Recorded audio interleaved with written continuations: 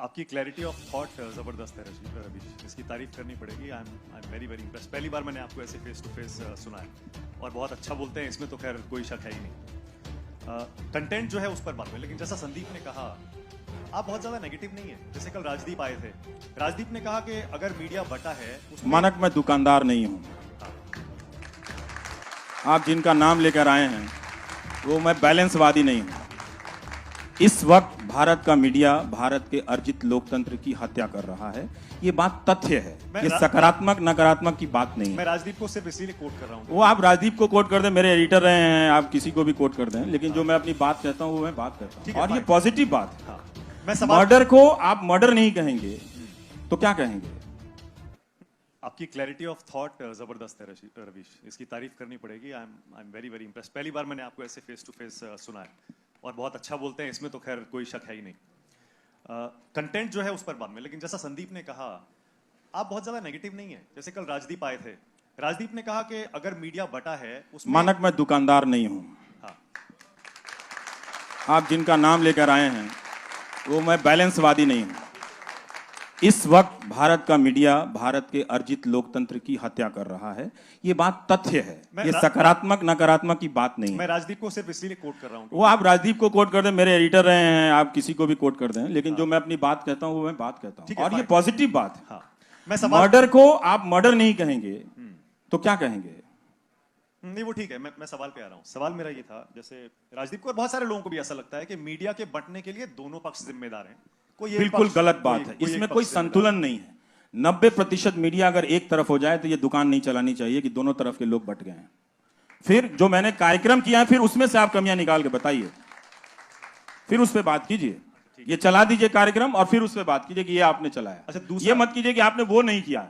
तो मैं भारत का तो अखबार नहीं हूं भाई कि 300 खबरें लेकर रोज छप जाया करूंगा। मैं तो कोई एक ही करूंगा ना। तो जो एक किया, क्या उसमें संतुलन था या नहीं था, उस पर बात कीजिए, फिर ठीक है। ठीक है, ओके। तो आपकी बातों से ऐसा लगता है कि आप कहते हैं कि सिर्फ मुझे देखिए, एक मैं ही हूं ठीक कर रहा हूं। ये शब्द आपने कहीं भी कभी भी इस शब्द का इस्तेमाल मैंने नहीं कहा है, ना मैंने अपने बारे में। आपने कहा ना टीवी देखना बंद कर दो, मैंने कभी नहीं कहा बंद कर दो, लेकिन मुझे देखो। अच्छा, मैंने कभी नहीं कहा। भारत की जनता को, ये आप लिख लें, क्योंकि हम सब की नौकरियां हैं ना, हम उसी को डिफेंड कर रहे हैं ना, वो हम करते रहे, ठीक है। भारत की जनता को अब इस देश को बेहतर करना होगा तो सबसे पहले उसे इस देश की मीडिया से लड़ना पड़ेगा। लड़ने का मतलब पत्थर चलाने की बात नहीं कह रहा हूं। जनता का बहुत से होता है, अगर वो होगा तो कंटेंट में बदलाव होगा। अभी देश बहुत गरीबी से, बहुत समस्याओं से गुजर रहा है, उस पर बात करने की जरूरत है, उस पर बहुत बात करने की जरूरत है। और जब हम बात करेंगे तो मौजूदा सत्ता से ही हम बहुत अच्छा काम करा सकते हैं, बहुत अच्छा काम करा सकते हैं, ठीक है ना। और लोगों की जिंदगी में राहत मिलेगी। जब मैं नौकरी सीरीज कर रहा था, आप कभी जिंदगी में नहीं कर पाएंगे, दुनिया का कोई प्राइम टाइम का एंकर 8 महीना जो नौकरी सीरीज नहीं कर पाएगा कहीं भी। आप इतिहास हो कहीं टेलीविजन के इतिहास में, अब टेलीविजन का इतिहास 100 साल से ज्यादा, मुझे बता दीजिए, बताइए आपने कभी किसी प्राइम टाइम को, सुकेश आप बता सकते हैं कि कभी देखा है नौकरी सीरीज करते हुए? 1 लाख से ज्यादा लोगों को लेटर मिला। वो कौन लोग थे? सारे मोदी के सपोर्टर थे। और वो जब आए तो उन्होंने कहा कि मीडिया बिक गया है, हम आपके पास आए हैं। उन्होंने मुझसे झूठ नहीं बोला, उन्होंने कहा हम मोदी जी के सपोर्टर हैं, लेकिन हम चाहते हैं आप मेरी आवाज उठाएं। मैंने कहा आपकी कहानी सही होनी चाहिए, बस किसके सपोर्टर है, मेरा उसमें बिजनेस नहीं है। ओके, बस एक चीज और है, जैसे आपने कहा कि आपको 1 मिलियन लोग देखते हैं, वाकई आपकी बहुत फैन फॉलोइंग है, बहुत लोग देखते हैं आपको, लेकिन बाकी लोगों को आप डिसमिस क्यों कर रहे हैं? उनको भी उसी YouTube पर मिलियंस ऑफ मिलियंस आप तुलना कर लीजिए। नहीं तुलना नहीं, वैसे बता जरूर उनको, मैंने ये भी कहा कि सारी दुनिया मुझे नहीं देखेगी। आपने कहा कि टीआरपी आती है तो वो गलत है, उसको नहीं मानते, पर YouTube पे उसी प्लेटफॉर्म मैंने उसको एक उदाहरण दिया है कि ऐसा नहीं है कि लोग मुझे नहीं देखते हैं, ठीक है, ऐसा नहीं है कि लोग मुझे नहीं देखते, मुझे भी देखते हैं। और मैंने संदीप से ये भी कहा कि और ये कभी भी मुमकिन नहीं होगा कि सारे लोग मुझे देखें, हो ही नहीं सकता है, और ऐसा होना भी नहीं चाहिए। हर दर्शक को कम से कम 3-4 मल्टीपल सोर्सेज जाकर देखने चाहिए। आज के समय में अगर आप दर्शक हैं, सूचना को महत्व देते हैं, तो कम से कम 3-4 सोर्सेज को देखिए, अगर आप देख रहे हैं तो। और आप क्या देख रहे हैं इसका फैसला गंभीरता से करना पड़ेगा आपको। आप इस तरह से मजाक नहीं कर सकते। टीवी देखना कोई फुटबॉल देखना नहीं है। फुटबॉल कहीं ज्यादा जिम्मेदारी से देखते हैं। आप उस टीम को देखते हैं जो वाकई खेल रही होती है। अंत में आप देखते देखते वहां ट्रांसफॉर्म कर जाते हैं ना, कि आपका लेना देना तो है नहीं ब्राजील की टीम से, लेकिन आप क्यों उसमें ट्रांसफॉर्म कर जाते हैं? हमारे यहाँ मनोरंजन भारती 4 क्लबों का नाम लेते रहते हैं कि ये बहुत अच्छा खेला, वो खेला, तो उनके गांव के तो खिलाड़ी हैं नहीं वो लोग, तो इसका मतलब है कि वो खेल में चले गए। अब उस खेल का वो मजा लेने लगे हैं उसको लेके, तो हमें वो चीज देखना चाहिए जी। ये एक और सवाल रवि लेते हैं। सर, आप मेरा सवाल आपसे ये है कि आपने अभी क्या कहा कि आईटी सेल वालों को बुलाते हैं, बिजनेस करते हैं। तो सर, जैसे आईटी सेल वाले अगर गलत अफवाह फैला रहे हैं, तो कहीं ना कहीं कन्हैया कुमार भी, जो जिस पर देशद्रोह का आरोप लगा है, उसको बुलाकर भी टीवी वाले गलत करते हैं। दूसरा सवाल ये है कि आप जब आते हैं गोदी मीडिया की बात करते हैं, तो जैसे मानक सर ने कहा कि दोनों तरफ मीडिया बटा हुआ है। तो सर, जिस तरह एक तरफ गोदी मीडिया दोनों है, तरफ नहीं बटा हुआ, सर, मीडिया अब एक ही तरफ है। हाँ। सवाल ये है कि जिस तरफ जैसे गोदी मीडिया है, तो दूसरी तरफ लुटियंस मीडिया भी है, ये मानना पड़ेगा। ये जो आपने इस्तेमाल किया है वो ठीक इस्तेमाल नहीं किया है। जो गोदी मीडिया है वही लुटियंस मीडिया है, समझे? ये वही बात एक है। मिनट। और ये जो लटियन जर्नलिज्म का इस्तेमाल कर रहे हैं ना आप, ये आप जरा सा सर्च कीजिएगा, ये भी मेरा ही इस्तेमाल किया हुआ शब्द है, ठीक है? और मेरे दोस्तों से पूछ लीजिए कि पार्लियामेंट में खड़ा होकर मैं बोलता था कि ये लाल पत्थर पत्रकारिता है, यहां से निकल के वहां से लेके बाइट ले लो, इजी जर्नलिज्म है, लेजी जर्नलिज्म है।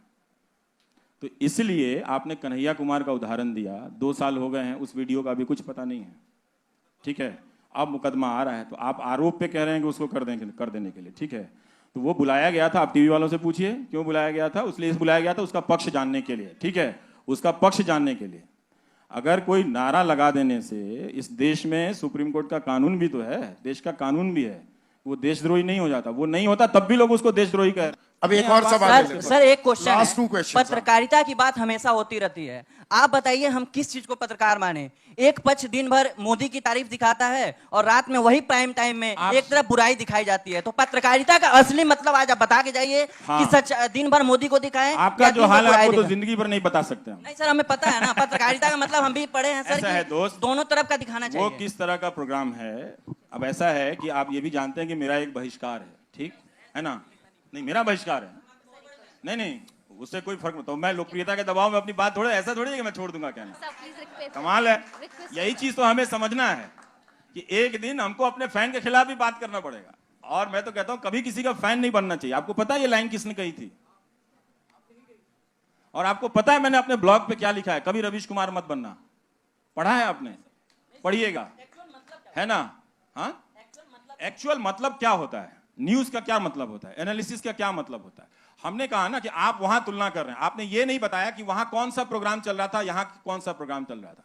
वहां 2000 के नोट में नकली चिप बताए जा रहे थे, जीपीएस, उसे तुलना करना चाहते हैं आप? नहीं सर, बिल्कुल।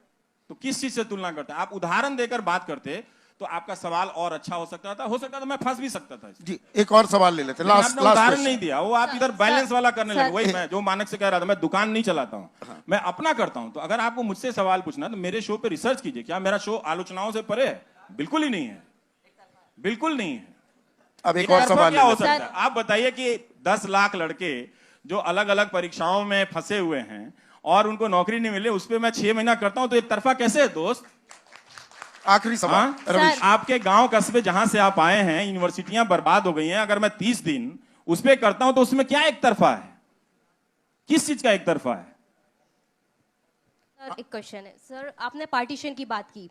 जब भारत बना आज़ादी के बाद, ऐसा भारत, हमारा विजन बहुत ब्रॉड था। हम गुटनिरपेक्षता की बात करते थे, लेने से ज़्यादा दुगना देने की बात करते थे, पंचशील। लेकिन उसके बाद हमने इमरजेंसी भी देखी, कई सारे ऐसे फेजेस भी देखे, ग्लोबलाइजेशन भी हुआ। और आज की हालत हम सब जानते हैं कि एक ऐसा नागरिक भी हम सब विश करते हैं एक कम्युनिटी को देश से बाहर निकालने का। तो सर, ऐसा क्या हो गया कि हमारे देश का नेचर ही चेंज हो गया है? हमारा वो ब्रॉड विजन क्यों खो गया है? इतना नैरो विजन क्यों हो गया है सर हम? देखिए, इसके कुछ हिस्से का जवाब टेक्नोलॉजी तंत्र से दिया जा सकता है, एक नया तंत्र जो खड़ा हुआ उससे भी दिया जा सकता है। लेकिन हम लोग ये समझते हैं कि 15 अगस्त 1947 को भारत जिस रूप में आज़ाद हुआ, जिन सपनों के साथ आज़ाद हुआ, वो उसी दिन पूरे हो गए। ऐसा नहीं था। डेमोक्रेसी जो है वो कभी भी एक पैकेज प्रोडक्ट नहीं है। वो आज आपने सबने मिलकर जिस रूप में बनाया, हो सकता है कल वो खत्म हो जाए। तो आपको रोज इसको गढ़ना पड़ता है, कुम्हार की तरह रोज आके उसको मिट्टी चाक पर रखनी पड़ती है और उससे रोज बर्तन बनाने पड़ता है, उससे रोज दिया बनाना पड़ता है। तो एक दिन नहीं है। इसलिए है कि हम कभी कभी भटक जाते हैं, भटका दिए जाते हैं, और कई बार हम अपनी जिम्मेदारियों को बहुत लापरवाही से लेते हैं। क्योंकि संभव है ना कि आपको नौकरियां नहीं मिली तो एक दिन आप सड़क पे खड़े हो जाएंगे। तो वो दिन ना आए, इसलिए इसकी तैयारी की जा रही है कि कभी भी वो सवाल आगे आ ही ना पाए। तो बहुत मुश्किल हो गया। तो इसलिए हम सबको उन सपनों को हासिल करने की जरूरत है, उन सपनों में नई बातें जोड़ने की भी जरूरत है और उसके लिए मेहनत